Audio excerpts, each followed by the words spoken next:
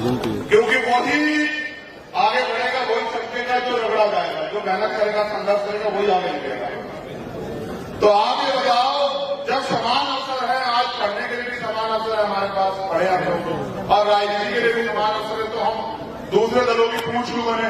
साथ काजीराम कहते थे अपनी दूसरे की बहन से बढ़िया होती है अपनी झोपड़ी, जहां बानी होता है, जहां मैं आपको डांट दूं, आप मेरी उंगली खींच लो, आप वहां बैठ जाओ, मैं यहां बैठ जाऊं, यहाँ सब लोग बराबर हैं, अब आप अपने परिवार आप वहां से मुझसे कोई सवाल कर दो, जहां से मैं आपसे कुछ पूछ लूं, यहाँ एक है परिवार। क्या आपको लगता है किसी और दल में हम लोग इस तरह से अपनी बात कर सकते हैं? नहीं सर। जब हम अपनी बात भी नहीं कर सकते तो क्या वो हमारे मुद्दों का हल करेंगे? जितने लोग आप यहां बैठे, मैं गारंटी देता हूं, अगर आप लोग कमर कस लें और आज जो लोग मंच में बैठे हैं, ये मुझे शक्ल दिखाने की बजाय अगर फील्ड में जाकर मेहनत करें, मैं गारंटी देता हूं कि 1 साल के अंदर जो है, आप गांधी मैदान की बात करते, मैं कहता हूं अगर पटना पूरा बंद न हुआ तो मैं राजनीति करना बंद कर दूंगा। मैं आपकी क्षमता को भी जानता हूं, लेकिन मैं फिर कह रहा हूं ना, सिर्फ मेरे आने में आते हैं, मुझे शक्ल दिखाने के लिए भी बता दें कि हम भी हैं। बाकी अगर पूछो, गारंटी से देखो, जो लोग कैडर में थे, मैंने उनसे कहा था कि ये मत सोचो कि आज मंच पे कौन बैठा, ये सोचो कि अगर आप काम करोगे तो कल उस मंच पे मेरे बराबर में आप वहां बैठोगे, तो ये सोच के काम करो, तो फिर देखो आप लोग कैसे आगे नहीं बढ़ते। देखो बाबा साहब ने क्या कहा जब उन्होंने वोट का अधिकार दिया, अपने चार्टर बच्चे को लॉन्च करके कहा कि आज मैंने राजा का पेट काट दिया है, आज के बाद राजा आपकी वोट से तैयार होगा, बैलेट वोट से तैयार होगा। आप मुझे बताओ, मैं भी तो एक प्राइमरी स्कूल का हेडमास्टर का बेटा हूं, बाबा साहब के द्वारा दिए गए आरक्षण से नौकरी लगी मेरे पिताजी की, उनकी नौकरी लगी तो उन्होंने 6 भाई बहनों को पढ़ाया, और मैं पढ़ लिख लिया तभी तो आज यहाँ संघर्ष कर रहा हूं। अगर मैं पढ़ लिख पढ़ता लिखता नहीं तो भाई मैं भी कहीं जो है मजदूरी कर रहा होगा। मैं आपसे सबसे कहता हूं खूब पढ़ो, और जो लोग राजनीति भी कर रहे हैं उनसे भी कह रहा हूं कि बिना महापुरुषों के संघर्ष को पढ़े आप कभी कामयाब हो ही नहीं सकते। मैं तो यहां जन्मे जननायक कर्पूरी ठाकुर, बाबू जगदेव प्रसाद कुशवाहा, मैं कहता हूं सबसे पहले अगर मैं उठता हूं तो सबसे पहले बाबू जगदेव प्रसाद कुशवाहा की शहादत को नमन करता हूं, और सबसे पहले उन्हें याद करता हूं कि अध्यक्ष संघ के नाम पर उन्होंने जो विचार दिया, उन्होंने इतना कड़ा जवाब दिया उस समय भी कि वो उनका तोड़ नहीं कर पाए, इसलिए तो जब विचार को नहीं रोक पाए, व्यक्ति को उनको हत्या करनी पड़ी, ऐसे हालात बनाए उन्होंने। तो मैं फिर आपसे ये कहता हूं कि आज हालात बहुत खराब, और चारों तरफ एक ही उम्मीद है, बताओ भी मारने के अलावा कोई उम्मीद है क्या? आप बताओ मुझे, बताओ। वो महाराष्ट्र में रहता है और रहने वाला वो राजस्थान का है, उनके यहां 20 कैबिनेट मिनिस्टर हैं, एक सेंटर का मिनिस्टर भी है केंद्र की सरकार में, स्टेट की सरकार में, लेकिन उम्मीद वो बीमारी के कार्यकर्ताओं से लगाता है। तो इस विश्वास को आप समझते हैं, विश्वास कैसे पैदा हुआ? ये विश्वास आपके संघर्ष से पैदा हुआ है। इसलिए मैं आपसे कह रहा हूं कि हमें अपने संघर्ष के बलबूते अपने खून का कतरा छुपा के इस देश में बहुजन राज लाना है। हमारा नारा बहुजन स्वराज का, ऐसा राज जहां मानवता की बात हो, ऐसा राज कि जहां तमाम तरह से जो है व्यक्ति भी रोटी कपड़ा मकान के लड़ाई लड़े, उसके स्वाभिमान सम्मान के साथ उसके साथ अन्याय न हो, उसको तमाम अवसर मिले तो आगे बढ़े, और वो तरक्की करके अपने परिवार को आगे बढ़ाए, और जो गैर बराबरी देख रहे हैं सामाजिक आधार पे, ये छोटा है बड़ा ये खत्म हो जाए, जाति व्यवस्था जो है टूट जाए, इसके लिए पहले हमें जातियों को जोड़ के भाईचारा बना के बहुजन समाज बनाना पड़ेगा। और बहुजन समाज बना के, और बहुजन समाज ऐसे भी नहीं बनेगा कि एक ही जाति के लोग सारे बन जाए, प्रदेश में, जिले में, संभाग में, मंडल में, विधानसभा में, ऐसे नहीं बनेगा। जिसकी जितनी संख्या वाली उसकी रिश्तेदारी, इस नारे को भी याद रखना पड़ेगा। हमारे ड्राइवर कह के गए कि बाबा साहब के बच्चों के बिना देश का शासन नहीं चलने दूंगा, और आज बताओ आपके मुद्दों पे कोई बोलना भी नहीं चाहता। आज बताओ क्या अधिकारी कर्मचारी आप परेशान नहीं है क्या? बताओ पूरे देश में अधिकारी कर्मचारी जो है किसी तरह से किस तरह से मुंह बंद करके नौकरी कर रहे हैं, नहीं कर रहा? बताओ। तो वो अधिकारी कर्मचारी उम्मीद कर बैठा है, कल भी मांग के लोग संघर्ष करके आजाद बिहार समाज पार्टी के बैनर में कामयाब होकर हिस्सेदारी तय करेंगे। और जब उनका शासन आएगा, आज हमारे लोग मुझे मंच में बैठते कह रहे थे कि बताओ भाई, पासी समाज के लोग बहुत बड़े पैमाने में आपके साथ जुड़े हुए हैं, दाढ़ी का व्यवसाय खत्म होगा, उनका क्या होगा? मैं कह रहा हूं, अब तो तुम मुझसे कह रहे हो कि मैं सरकार से कह दूं, और मैं आपसे कह रहा हूं कि आप पर मौका आ रहा है, आप मुझसे कलम से लिखवा ले जाओ आज कि ताड़ी को कृषि का व्यवसाय, उसका आयोग बना के जो है पूरा जो है, मैं गारंटी देता हूं कि व्यवसाय दिया जाएगा। आप लोग अगर आप ताकत नहीं बनाओगे तो फिर आपको दूसरे लोगों की गुलामी करनी पड़ेगी। मेरा एक सवाल है, यहां जो नौजवान बैठे हैं, स्वाभिमान सम्मान की वैल्यू समझते हो? खाली नारे लगाने से पेट भर जाएगा? एक दिन खाना खा के 10 दिन चल लोगे? जैसे एक दिन पानी पी के 10 दिन प्यासा नहीं रह जा सकता, जैसे एक दिन खाना खा के 10 दिन भूखा नहीं रह जा सकता है, वैसे ही मिशन का काम एक दिन करके और 10 दिन ना करके कभी मिशन आगे नहीं बढ़ता। जो लोग गले में नीला पट्टा डाले हुए हैं ना, ये इसकी एक वैल्यू है। ये एक रंग का कपड़ा नहीं है, नीला रंग समानता का प्रतीक है, और ये बाबा साहब अम्बेडकर का रंग है। और इस रंग ने पूरी दुनिया को मजबूर किया उनका सम्मान करने के लिए। और भारत के प्राइम मिनिस्टर भी कहते हैं, बाबा साहब की बात करते हैं, कल अगर हमारे अधिकारों को कुचला गया, वो जो जज थे जेपी पार्टी वाला, वो भी बाबा साहब का नाम लेके शुरू किए। आज तक बाबा साहब का नाम लेकर हमारे अधिकारों को कुचला जा रहा है। लेकिन जिन लोगों ने अपने गले में पहना, वो उसकी अहमियत समझते हैं कि खाली एक गले में पहन लिया तो हो गया, जय भीम खत्म हो गया। आज क्रांति की पहचान बन गया नीला रंग, आज स्वाभिमान सम्मान का रंग बन गया नीला रंग।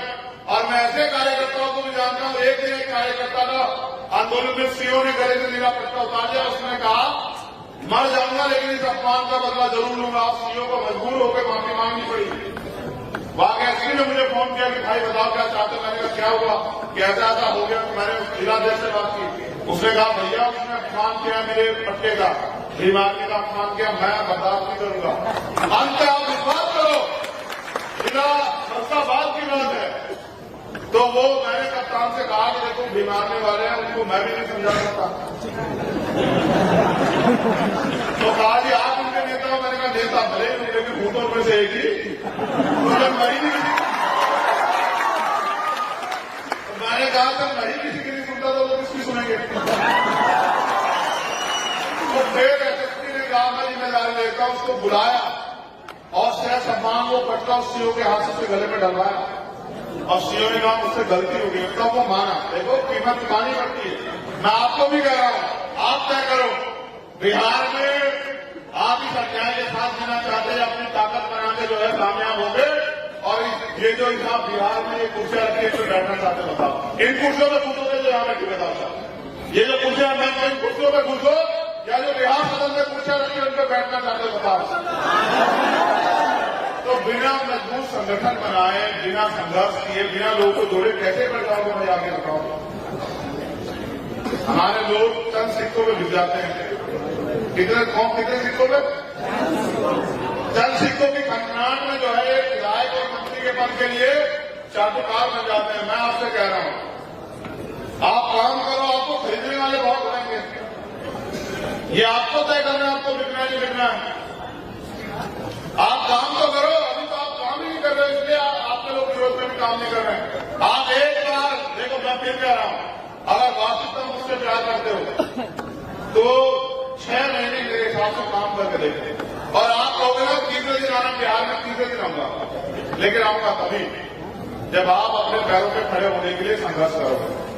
जब तक आप दूसरों के पिछलू बने रहोगे, कहीं और से चैनलाइज होगे, नाम तो ग्रीन आर्मी का रखोगे और काम किसी और पार्टी करोगे, तो भाई मैं फिर क्यों आऊंगा बिहार से? बताओ। जब मैं महसूस कर लूंगा कि आप आगे बढ़ना ही नहीं चाहते, जब मैं ये महसूस कर लूंगा कि आप जो है चंद सिक्कों की इंतजार कर रहे, तो मैं क्यों आऊंगा?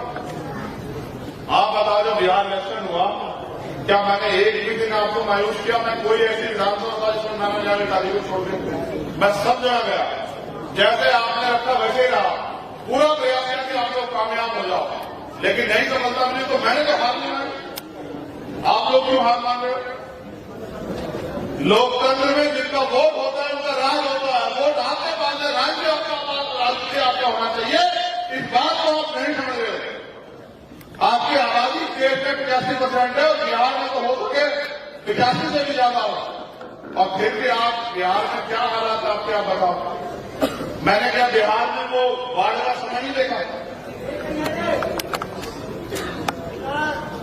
तो अगर एक दिन अपने दर्द को याद रखोगे तो काम नहीं चलेगा, और रोज रोज अपने संघर्ष को कामयाब करोगे, मेहनत करोगे, तो वो दिन दूर नहीं कि जब यहाँ के विधानसभा में, यहाँ के तमाम तरह की योजनाओं में आपकी कलम चलेगी। तो मैं तो बस आपसे पूछने के लिए आया हूं, अगर आप तैयार हो बिहार में संघर्ष करने के लिए, तो मैं गारंटी तो देता हूं, संघर्ष का तरीका बता दे रहा हूं। अपने जिलों का संगठन बनाओ, विधानसभा का संगठन बनाओ, और वहां सबसे पहले कैडर कराओ। बिहार में भी कैडर ही लोग होंगे, और यहाँ नहीं होंगे तो मैं करूंगा, मैं जिम्मेदार देता हूं 2 दिन के कैडर। 2 दिन का नहीं करूंगा, 1 दिन का करूंगा जिलों में आके। जितने जिले, कितने जिले बिहार में? 38 के 38 दिन, 38 के 38 दिनों में आप संगठन बनाओ। अभी तो हमारे लोग बड़े पैमाने पे बेरोजगार घूम रहे हैं। कहां रोजगार है? कहां रोजगार? सरकारी नौकरी तो खत्म कर दी सारे सरकारी डिपार्टमेंट प्राइवेट कर दिए। कहां है नौकरी? महंगाई तमाम तरह से बढ़ रही है। आप लोग उस महंगाई के लिए 1 रोटी, देखो हाथ क्या है, पहले 4 रोटी खाते थे, महंगाई बढ़ गई तो 2 रोटी खा ले रहे थे, संघर्ष नहीं कर रहे हैं। क्या मैं भूल गया हूं बिहार के उस दर्द को, या बिहार के उस दर्द को, जो कि जब वो बिहार के इतने बड़े पैमाने में कोरोना काल शुरू हुआ और उतने मजदूर पैदा करके आए, क्यों जाते हैं वो रोजगार के लिए? बताओ, बिहार में सब कुछ अच्छा है। 75 साल हो गए आजाद हुए, 72 साल से लोकतंत्र है। बताओ आपके घरों में कितनी जो है तरक्की हुई? अगर आपका वोट का अधिकार ना हो तो आपकी गली में ना आए कोई। आपका वोट का अधिकार है, इसलिए आपको चाचा ताऊ भाई भैया कहते हैं लोग। आपकी बस्तियों में आते, आपके हाथ मिलाते हैं। आज आप नोट करके देखो, अगर आपसे वोट का अधिकार छीन जाए, आपकी बस्तियों में ना आपसे बात ना करें, और फिर मुझे भी दे देते कौन पूछे। इसलिए कह रहा हूं कि अभी अवसर है, तय कर लो कि चमचे नेताओं का साथ देना है और फिर अपने हाथ पर से ताकतवर करना है। तय करो तुम लोग। ये बताओ, हालांकि मैंने बिहार में जन्म नहीं लिया, मैं बिल्कुल कह रहा हूं, तो जन्म के साथ कांचीराम में भी उत्तर प्रदेश में नहीं लिया था, वो भी पंजाब में जन्म लिए। लेकिन आप अपने ईमानदार से बताओ, जितने लोग यहां बैठे हैं जो मेरा काम देखते हैं, आज तक एक मसला है जिसमें मैंने आपको निराश किया होगा? बादशाह ईमानदार का नहीं, हाथ मारे बताओ, हाँ या ना? कोई ऐसी लड़ाई है जिसको मैंने बीच में छोड़ी हो? पूरे देश में तो अन्याय ऐसा है जिसमें हम लोग पीछे हटे हो? या फिर ये भी बताओ, कभी पीठ दिखाई आपको कतार में करके? इतने मुकदमों से नहीं डरते तो आपकी छुट्टी से है। आप तो चुप हुए बैठे हैं ना, अन्याय सहके भी चुप नहीं से डरता हूं और किसी से डरता। मैं तो पूरी सरकार से नहीं डरता और किसी भी सरकार से नहीं डरता। भारतीय संविधान से डरता हूं, उसकी इज्जत करता हूं, और मेरा धर्म है भारतीय संविधान। आज गुरु नानक देव जी की जयंती, उसकी भी आपको अलग अलग बधाई। लेकिन आपकी तरक्की का रास्ता आपके हाथ में है। जो नौजवान यहां बैठे हैं वो तय करें कि वो गुलाम बन के जीना चाहते हैं या फिर वो इस देश में स्वाभिमान सम्मान के साथ जीना चाहते हैं। और क्रांति है, ये आजादी है, आपकी आजादी की लड़ाई है। अगर आप आजादी चाहते हैं तो फिर संघर्ष के लिए तैयार हो जाओ, वरना मैं फिर कह रहा हूं कि कोई आपको आगे बढ़ने का रास्ता नहीं देगा। आपको आपके रास्ते में कठिनाइयां और लगा सकते हैं। तो मैं आपसे यही कहने के लिए आया कि अधिकार मांगने से नहीं, इनके अधिकार छीनने पड़ते हैं। और इस नारे को याद रखो कि हमें देश में बहुजन स्वराज चाहिए। हम तमाम तरह के राज में रहे, हमारा भला नहीं हुआ। अब हमें बहुजन समाज का राज लाके, बहुजन स्वराज लाके, और इस देश को मानवतावादी जो है, महापुरुषों का जो सपना था, मानवता का राज की तरफ लेके जाना है। हमें इस देश को बेगमपुरा राज की तरफ लेके जाना है, जहां भाईचारा हो, जहां समस्याएं ना हो, जहां किसी को खाने पीने की समस्या ना हो, उसमें बैठने की समस्या ना हो। और फिर मैं धन्यवाद देता हूं मिशन गायकों का भी। तुम इनकी अहमियत भले ही ना समझो, मैं समझता हूं, क्योंकि हमारे लोग पिक्चरों में, कहानियों में, गानों में बहुत इंटरेस्ट लेते हैं। मैंने देखा, मैं पूरे देश में जाता हूं, मैंने इस तरह नाचते नहीं देखे लोग। क्या तो मैंने अधिवेशन में देखे थे, यहां देखे, तो इसका प्रमाण है कि उसके द्वारा कही गई बातों का आपके ऊपर असर है, लेकिन यहां से जाने को 4 घंटे बाद आप भूल जाते हो तो फिर क्या फायदा?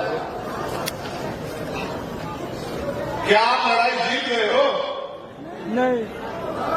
क्या आपके साथ होने वाला जुल्म, जाति, अन्याय, अत्याचार, आपके अधिकारों को डांटना पड़ना बंद हो गया है? तो फिर किस बात की खुशी मना रहे हैं? क्या आप बिहार में अपनी तीसरी आजादी की लड़ाई लड़ने के लिए तैयार हैं? अब आप मेरे साथ खड़े हो जाइए, जो जहां नहीं खड़ा हो जाए।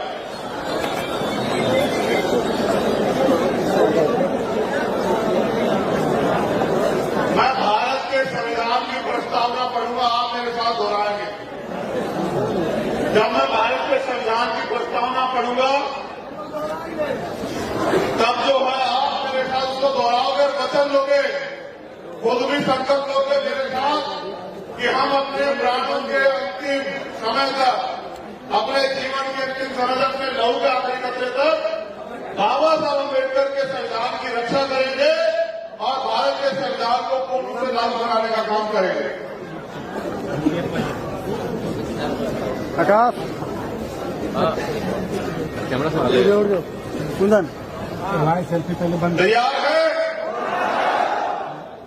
झूठा जो संकल्प लेना चाहता है ना ले, इससे अच्छा सच्चा ही लेना। जिन लोगों ने मेरे मूछे रखने के बाद मूछे रखी है, वो मूछों की वैल्यू समझते हो? इस देश में मूछे रखने का हत्या हो जाती है। इसलिए कह रहा हूं, इस अन्याय के खिलाफ आवाज उठाओ, भाईचारा बनाओ, अपने पिछड़े वर्ग के भाइयों के हाथ पकड़ो, अपने माइनॉरिटी के भाइयों के हाथ पकड़ो, उनको विश्वास दिलाओ कि जो गलतियां पहले हुई है, जो लड़ाई लड़ने में पहले लोग कामयाब हुए, हम उनसे अलग हैं और हम बहुजन समाज बना के इस देश में भाईचारा स्थापित करना चाहते हैं। हम भारत के लोग भारत को एक संपूर्ण, अपूर्ण, संपन्न, समाजवादी, धर्मनिरपेक्ष, लोकतंत्रात्मक गणराज्य बनाने के लिए तथा उसके समस्त नागरिकों को सामाजिक, आर्थिक और राजनीतिक न्याय, विचार, अभिव्यक्ति, विश्वास, धर्म और उपासना की स्वतंत्रता, प्रतिष्ठा और अवसर की समता प्राप्त कराने के लिए तथा उस सब में व्यक्ति की गरिमा और राष्ट्रीय एकता और अखंडता सुनिश्चित करने वाली बंधुता बढ़ाने के लिए दृढ़ संकल्प होकर अपनी श्री कृष्ण मेमोरियल की सभा में ये संकल्प लेते हैं कि हम अपने अंतिम समय तक अपने लहू के आखिरी कतरे तक भारतीय संविधान की रक्षा करेंगे और उसको पूर्ण रूप से लागू कराने का प्रयास करेंगे। हम अपने महापुरुषों के त्याग, बलिदान को व्यर्थ नहीं जाने देंगे। हम किसी भी कीमत पे अपने देश को और खुद को दोबारा बटने और गुलाम होने नहीं देंगे। हम बहुजन समाज बना के इस देश में मानवतावादी राज लाने के लिए संघर्ष करेंगे। हमारा पूरा जीवन अपने महापुरुषों के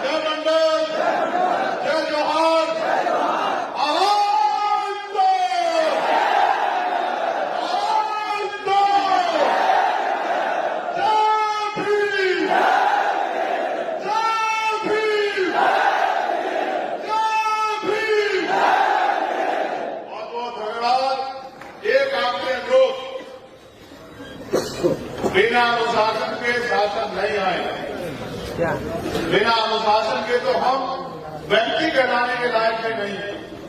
इसलिए हमें सबको अनुशासन में रहना, क्योंकि बिना अनुशासन के भीड़ क्या होती है? भेड़ भी एक दूसरे के पीछे चलते।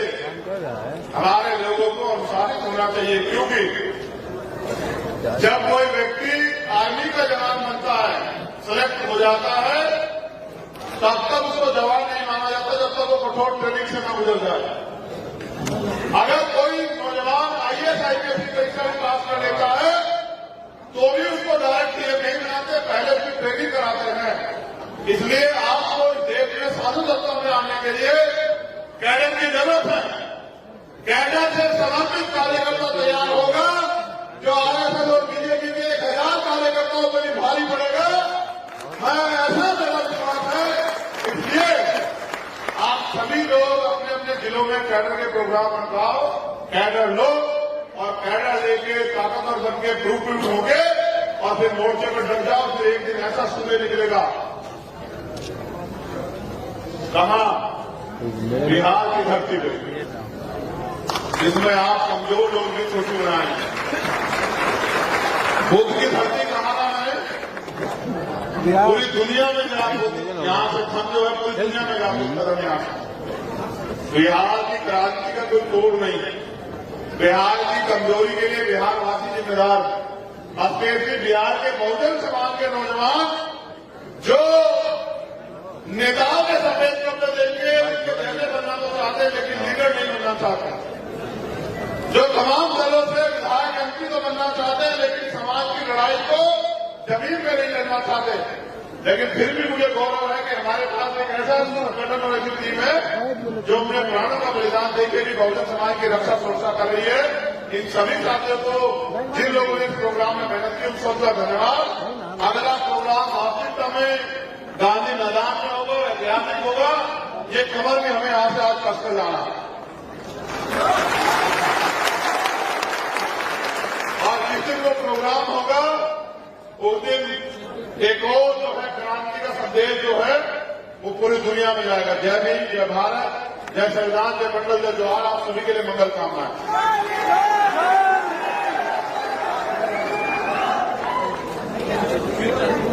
एक लाइन पर जाओ, पहले वहां बोल बोल के आओ।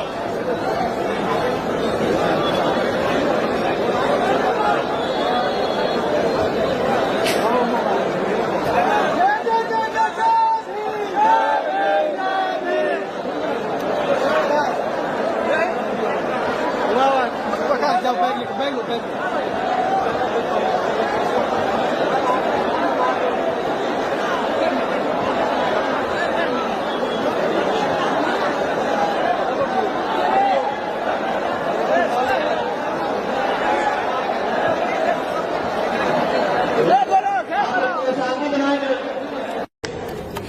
और अगर आप आगे नहीं बढ़ रहे हो तो आप अपने लिए दूसरे को दोषी मत करो, क्योंकि वही आगे बढ़ेगा, वही चमकेगा जो रगड़ा जाएगा। जो मेहनत करेगा, संघर्ष करेगा, वही आगे निकलेगा। तो आप ये बताओ, जब समान अवसर है, आज पढ़ने के लिए भी समान अवसर है हमारे पास, पढ़े आप लोग, और राजनीति के लिए भी समान अवसर है, तो हम दूसरे दलों की पूछ क्यों बने? साथ काजीराम कहते थे अपनी दूसरे की बहन से बढ़िया होती है अपनी झोपड़ी पे, जहां बालिग होता है। जहां मैं आपको डांट दूं, आप मेरी उंगली खींच लो, आप वहां बैठ जाओ, मैं यहां बैठ जाऊं, यहाँ सब लोग बराबर हैं। अब आपस में परिवार, आप वहां से मुझसे कोई सवाल कर दो, यहां से मैं आपसे कुछ पूछ लूं, यहाँ भी एक है परिवार। क्या आपको लगता है किसी और दल में हम लोग इस तरह से अपनी बात कर सकते हैं? नहीं सर। जब हम अपनी बात भी नहीं रख सकते तो क्या वो हमारे मुद्दों का हल करेंगे? जितने लोग आप यहां बैठे, मैं गारंटी देता हूं,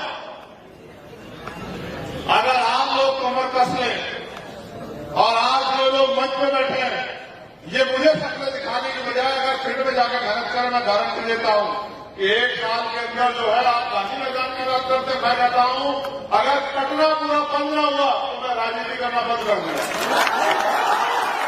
तो शर्त लगा लो, मैं आपकी क्षमता को भी जानता हूं, लेकिन मैं फिर कह रहा हूं ना, सिर्फ मेरे आने पे आते हैं। मुझे शकल दिखाने के लिए कि बता दें कि हम ही हैं।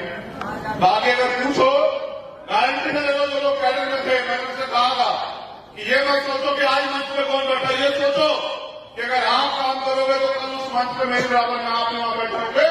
तो ये सोच के काम करो तो फिर देखो आप लोग कैसे आगे नहीं बढ़ते। ये कोई बाबा साहब ने क्या कहा जब उन्होंने वोट का अधिकार दिया, अपने चार्टर बच्चे को लौट कर कहा कि आज मैंने रानी का पेट काट दिया है, आज के बाद राजा आपकी वोट से तैयार होगा, बैरक वोट से तैयार होगा। आप मुझे बताओ, मैं भी तो एक प्राइमरी स्कूल का हेडमास्टर का बेटा हूं। बाबा साहब के द्वारा दिए गए आरक्षण से नौकरी लगी मेरे पिताजी की, उनकी नौकरी लगी तो उन्होंने 6 भाई बहनों को पढ़ाया और मैं पढ़ लिख लिया तभी तो आज यहाँ संघर्ष कर रहा हूं। अगर मैं पढ़ता लिखता नहीं तो भाई मैं भी कहीं जो है मजदूरी कर रहा होगा। मैं आपको सबसे कहता हूं खूब पढ़ो, और जो लोग राजनीति भी कर रहे हैं उनसे भी कह रहा हूं कि बिना महापुरुषों के संघर्ष को पढ़े आप कभी कामयाब हो ही नहीं सकते। मैं तो यहां जन्मे जननायक कर्पूरी ठाकुर, बाबू जगदेव प्रसाद कुशवाहा, मैं कहता हूं सबसे पहले अगर मैं उठता हूं तो सबसे पहले बाबू जगदेव प्रसाद कुशवाहा की शहादत को नमन करता हूं और सबसे पहले उन्हें याद करता हूं कि अध्यक्ष के नाम पर उन्होंने जो विचार दिया, उन्होंने इतना कड़ा जवाब दिया उस समय भी कि वो उनका तोड़ नहीं कर पाए, इसलिए तो जब विचार को नहीं रोक पाए व्यक्ति को उनको हत्या करनी पड़ी। ऐसे हालात बनाए उन्होंने। तो मैं फिर आपसे ये कहता हूं कि आज हालात बहुत खराब और चारों तरफ एक ही उम्मीद है। बताओ भी मारने के अलावा कोई उम्मीद है क्या? आप बताओ मुझे, बताओ। वो महाराष्ट्र में रहता है और रहने वाला वो राजस्थान का है, उनके यहां 10-20 कैबिनेट मिनिस्टर हैं, एक सेंटर का मिनिस्टर भी है केंद्र की सरकार में, स्टेट की सरकार में, लेकिन उम्मीद वो बीमार के कार्यकर्ताओं से लगाता है। तो इस विश्वास को आप समझते हैं, विश्वास कैसे पैदा हुआ? ये विश्वास आपके संघर्ष से पैदा हुआ है। इसलिए मैं आपसे कह रहा हूं कि हमें अपने संघर्ष के मजबूती, अपने खून का कतरा चुका के इस देश में बहुजन राज लाना है। हमारा नारा बहुजन स्वराज का, ऐसा राज जहां मानवता की बात हो, ऐसा राज कि जहां तमाम तरह से जो है व्यक्ति भी रोटी कपड़ा मकान के लड़ाई लड़े, उसके स्वाभिमान सम्मान के साथ उसके साथ अन्याय न हो, उसको तमाम अवसर मिले तो आगे बढ़े और वो तरक्की करके अपने परिवार को आगे बढ़ाए।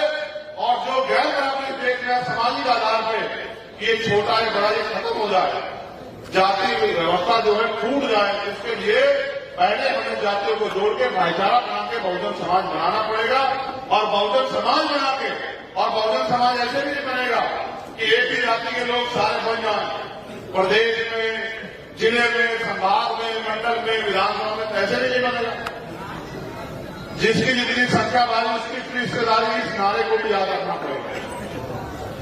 हमारे महारावर कह के गए कि बाबा साहब के बच्चों के बिना देश का शासन नहीं चलने दूंगा, और आज बताओ आपके मुद्दों पर कोई बोलना भी नहीं चाहता। आज बताओ क्या अधिकारी कर्मचारी यहाँ परेशान नहीं है क्या? बताओ पूरे देश में अधिकारी कर्मचारी जो है किसी तरह से मुंह बंद करके नौकरी कर रहे हैं, नहीं कर रहा? बताओ। तो वो अधिकारी कर्मचारी उम्मीद कर बैठा है कल भी नाम के लोग संघर्ष करके आजाद समाज पार्टी के बैनर में कामयाब होकर हिस्सेदारी तय करेंगे। और जब उनका शासन आएगा, आज हमारे लोग मुझे मंच में बैठते कह रहे थे कि बताओ भाई पासी समाज के लोग बहुत बड़े पैमाने में आपके साथ जुड़े हुए हैं, ताड़ी का व्यवसाय खत्म होगा, उनका क्या होगा? मैं कह रहा हूं, अब तो तुम मुझसे कह रहे हो कि भाई सरकार से कह दो, और मैं आपसे कह रहा हूं कि आप पर मौका आ रहा है, आप मुझसे कलम से लिखवा ले जाओ आज कि ताड़ी को पर्ची का व्यवसाय, उसका आयोग बना के जो है पूरा जो है मैं गारंटी देता हूं कि व्यवसाय दिया जाएगा। आप लोग ताकत, अगर आप ताकत नहीं बनाओगे तो फिर आपको दूसरे लोगों की गुलामी करनी पड़ेगी। मेरा एक सवाल है, यहां जो नौजवान बैठे हैं, स्वाभिमान सम्मान की वैल्यू समझते हो? खाली नारे लगाने से पेट भर जाएगा? एक दिन खाना खा के 10 दिन चल लोगे? जैसे एक दिन पानी पी के 10 दिन प्यासा नहीं रह जा सकता, जैसे एक दिन खाना खा के 10 दिन भूखा नहीं रह जा सकता है, वैसे ही मिशन का काम एक दिन करके और 10 दिन ना करके कभी मिशन आगे नहीं बढ़ता। जो लोग गले में नीला पट्टा डाले हैं ना, ये इसकी एक वैल्यू है। ये एक रंग का कपड़ा नहीं है, नीला रंग समानता का प्रतीक है, और ये बाबा साहब अम्बेडकर का रंग है। और इस रंग ने पूरी दुनिया को मजबूर किया उनका सम्मान करने के लिए। और भारत के प्राइम मिनिस्टर भी कहते हैं, बाबा साहब की बात करते हैं, कल अगर हमारे अधिकारों को कुचला गया, वो जो जज थे जेबी पार्टी वाला, वो भी बाबा साहब का नाम लेके शुरू किए। आज तक बाबा साहब का नाम लेके हमारे अधिकारों को कुचला जा रहा है। लेकिन जिन लोगों ने अपने गले पहना वो उसकी अहमियत समझते हैं कि खाली एक गले में पहन लिया तो हो गया, जय भीम खत्म हो गया। आज क्रांति की पहचान बन गया नीला रंग, आज स्वाभिमान सम्मान का रंग बन गया नीला रंग। और मैं ऐसे कार्यकर्ताओं को भी जानता हूं, एक दिन एक कार्यकर्ता का आंदोलन में सीओ ने गले से नीला पट्टा उतार दिया, उसने कहा मर जाऊंगा लेकिन इस अपमान का बदला जरूर लूंगा। सीओ को मजबूर होकर माफी मांगनी पड़ी।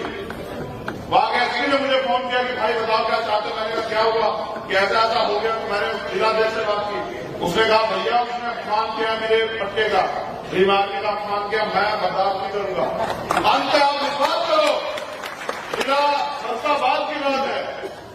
तो वो मैंने कप्तान से कहा कि देखो बीमारने वाले हैं, उनको मैं भी नहीं समझा सकता। तो कहा जी आप उनके नेता हो। मैंने कहा नेता भले ही उनके भी भूतों में से एक ही, तो जब मैं ही नहीं,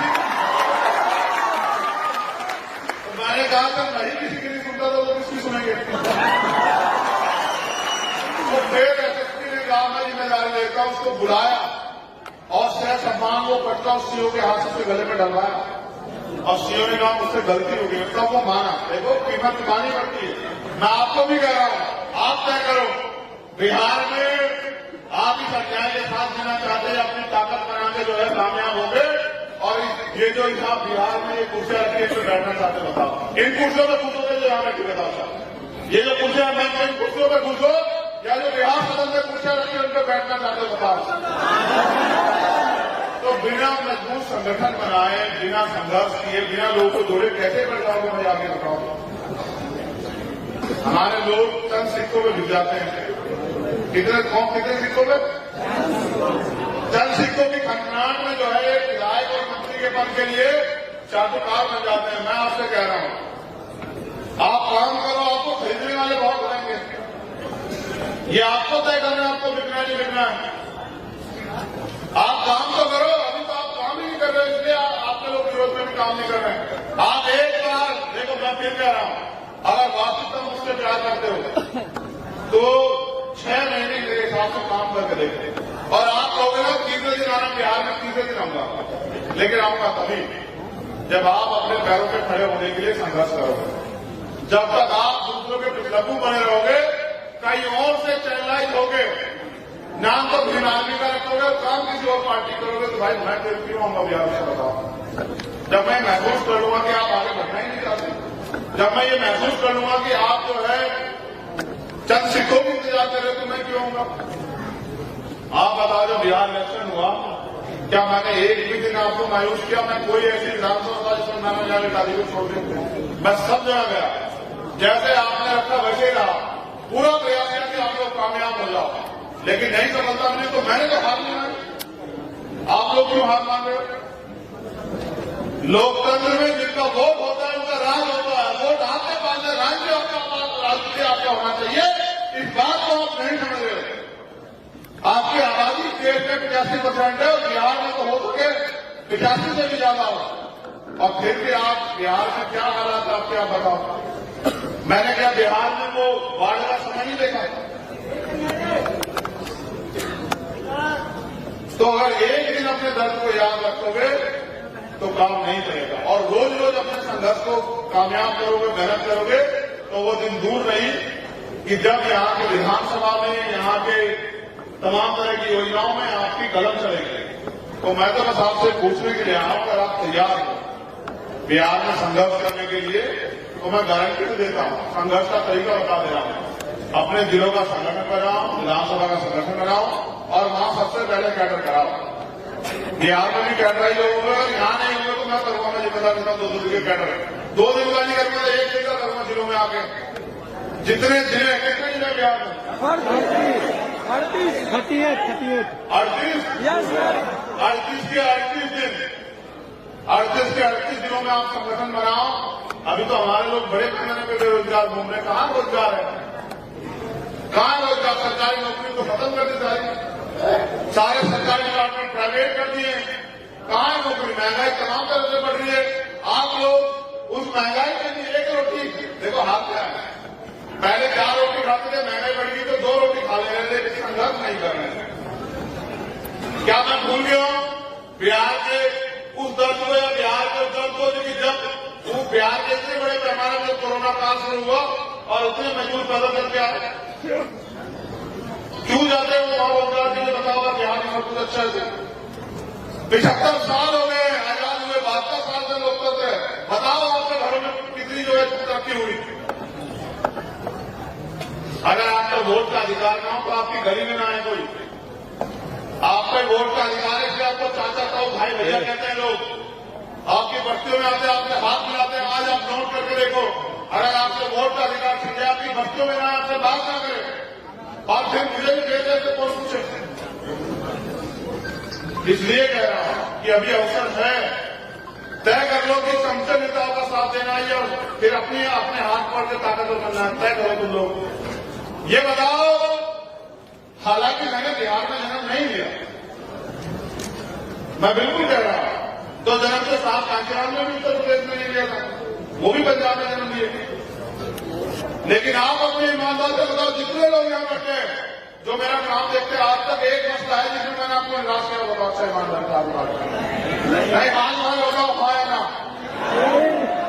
कोई ऐसी लड़ाई है जिसको मैंने बीच में छोड़ी हो?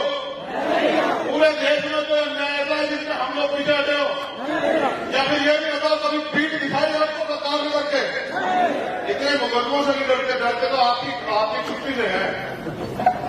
आप तो चुप हुए बैठे हैं ना। अन्याय सहके भी चुप नहीं से डरता हूं, और किसी से डरता? मैं तो पूरी सरकार से नहीं डरता और किसी भी सरकार से नहीं डरता। भारतीय संविधान से डरता हूं, उसकी इज्जत करता हूं और मेरा धर्म है भारतीय संविधान। आज गुरु नानक देव जी की जयंती, उसकी भी आपको अलग अलग बधाई। लेकिन आपकी तरक्की का रास्ता आपके हाथ में है। जो नौजवान यहां बैठे हैं वो तय करें कि वो गुलाम बन के जीना चाहते हैं या फिर वो इस देश में स्वाभिमान सम्मान के साथ जीना चाहते हैं। और क्रांति है, ये आजादी है, आपकी आजादी की लड़ाई है। अगर आप आजादी चाहते हैं तो फिर संघर्ष के लिए तैयार हो जाओ, वरना मैं फिर कह रहा हूं कि कोई आपको आगे बढ़ने का रास्ता नहीं देगा। आपको आपके रास्ते में कठिनाइयां और लगा सकते हैं। तो मैं आपसे यही कहने के लिए आया कि अधिकार मांगने से नहीं, इनके अधिकार छीनने पड़ते हैं। और इस नारे को याद रखो कि हमें देश में बहुजन स्वराज चाहिए। हम तमाम तरह के राज में रहे, हमारा भला नहीं हुआ। अब हमें बहुजन समाज का राज लाके, बहुजन स्वराज लाके और इस देश को मानवतावादी जो है, महापुरुषों का जो सपना था, मानवता का राज की तरफ लेके जाना है। हमें इस देश को बेगमपुरा राज की तरफ लेके जाना है, जहां भाईचारा हो, जहां समस्या ना हो, जहां किसी को खाने पीने की समस्या ना हो, उसमें बैठने की समस्या ना हो। और फिर मैं धन्यवाद देता हूं मिशन लीग गायकों का भी। तुम इनकी अहमियत भले ही ना समझो, मैं समझता हूं, क्योंकि हमारे लोग पिक्चरों में, कहानियों में, गानों में बहुत लोग इंटरेस्ट लेते हैं। मैंने देखा, मैं पूरे देश में जाता हूं, मैंने इस तरह नाचते नहीं देखे लोग। क्या तो मैंने अधिवेशन में देखे थे, यहाँ देखे, तो इसका प्रमाण है कि उसके द्वारा कही गई बातों का आपके ऊपर असर है। लेकिन यहां से जाने में 4 घंटे बाद आप भूल जाते हो, फिर क्या फायदा? क्या आप लड़ाई जीत गए हो? नहीं। क्या आपके साथ होने वाला जुल्म, जाति, अन्याय, अत्याचार आपके अधिकारों के डाका करना बंद हो गया है? तो फिर किस बात की खुशी मना रहे हैं? क्या आप बिहार में अपनी तीसरी आजादी की लड़ाई लड़ने के लिए तैयार हैं? अब आप मेरे साथ खड़े हो जाइए, जो जहां नहीं खड़ा हो जाए।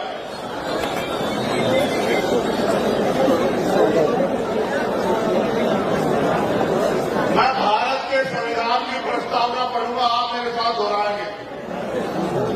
जब मैं भारत के संविधान की प्रस्तावना पढ़ूंगा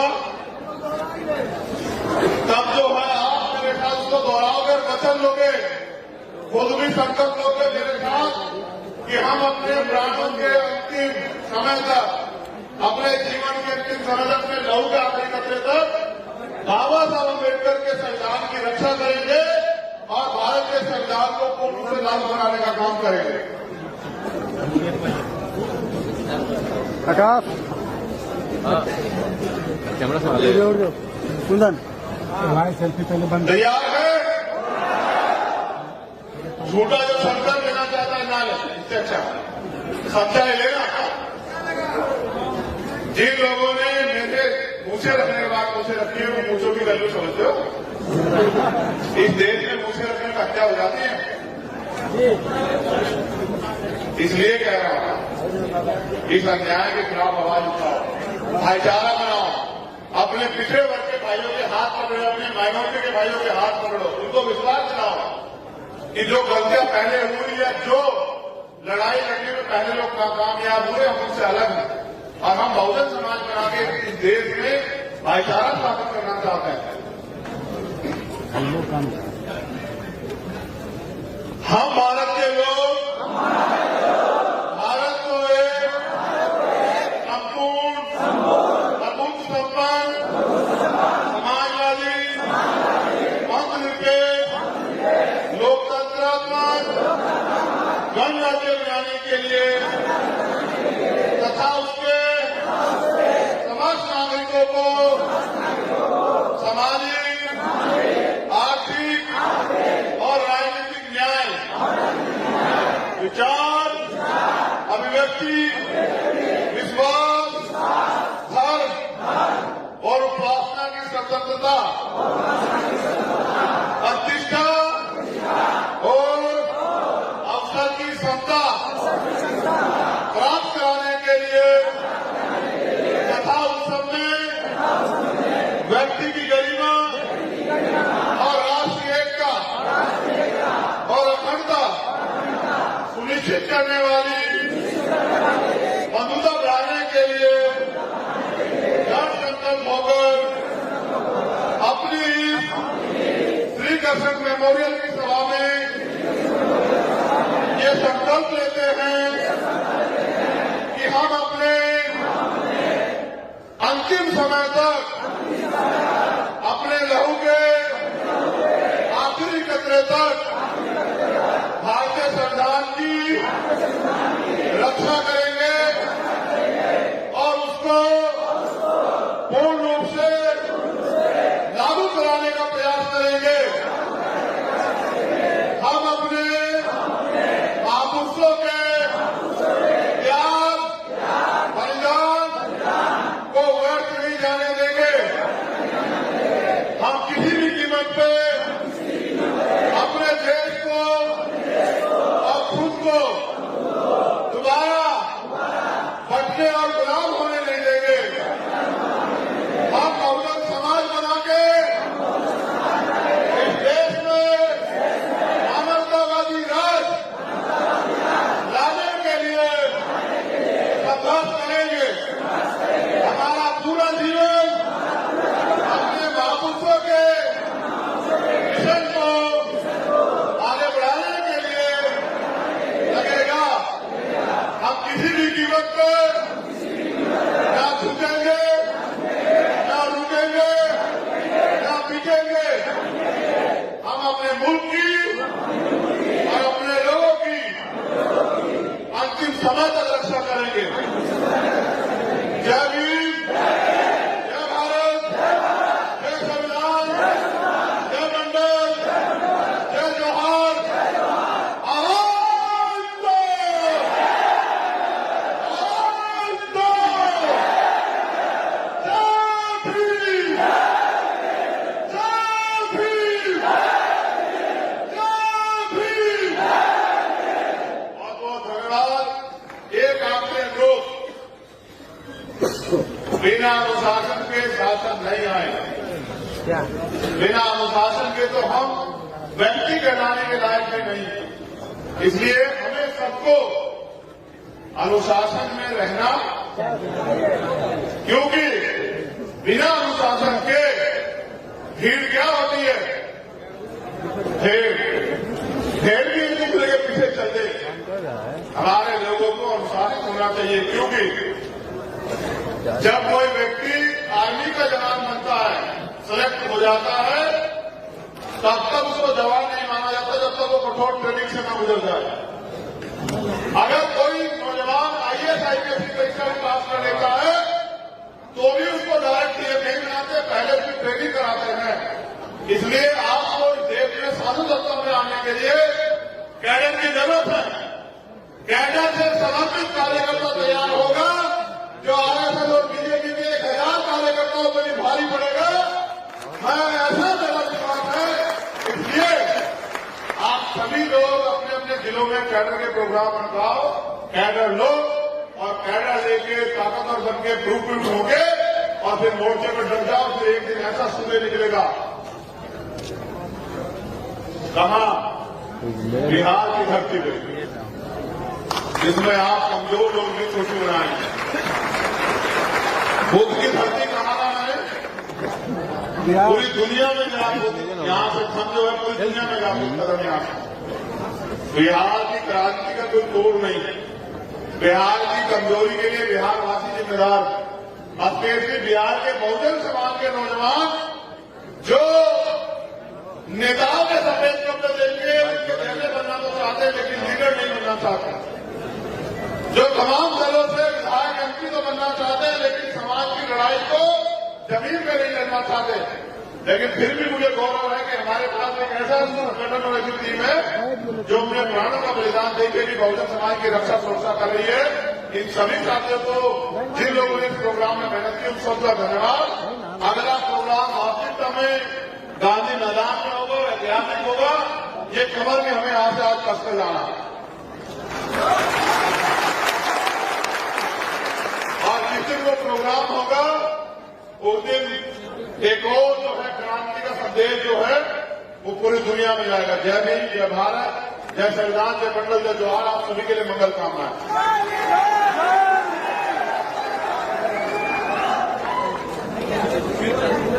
एक लाइन पर जाओ, पहले वहां बोल के आओ।